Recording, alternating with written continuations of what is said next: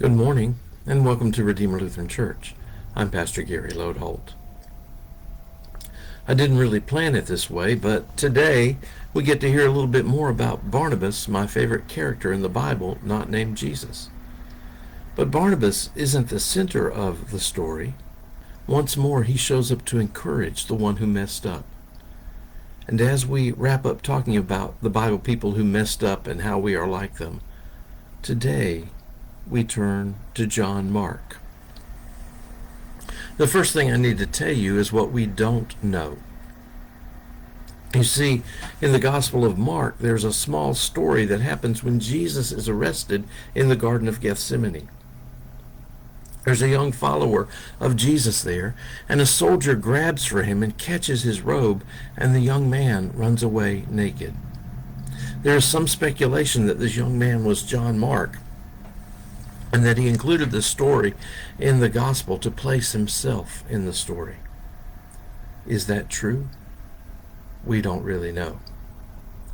What we do know is that John Mark shows up a little later.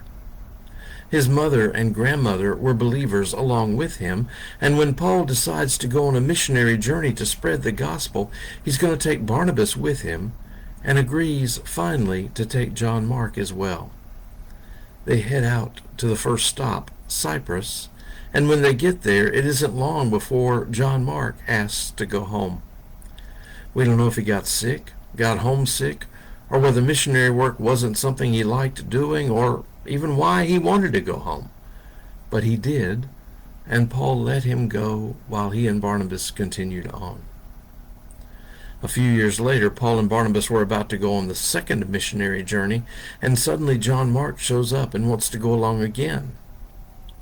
Paul steadfastly refuses. Barnabas, the son of encouragement, wants to give John Mark a second chance, and the disagreement over John Mark ends up dividing Paul and Barnabas. Paul chooses another partner, Silas, and Barnabas supports and encourages John Mark. Maybe we've let things get in the way of doing God's work too. Maybe, like John Mark, we've run away naked and fearful, and maybe we've made feeble attempts and gone home with our tail between our legs. And maybe we need a son of encouragement to help see us through. Perhaps what I like best is where all this story ends up going. Paul and Barnabas split up, and Paul hooked up with Silas to continue his mission work. Barnabas continued to encourage others in faith, and in particular, John Mark. And John Mark, well, he turned out to be the guy who wrote the Gospel of Mark, giving us the first written testament about the life, death, and new life of Jesus.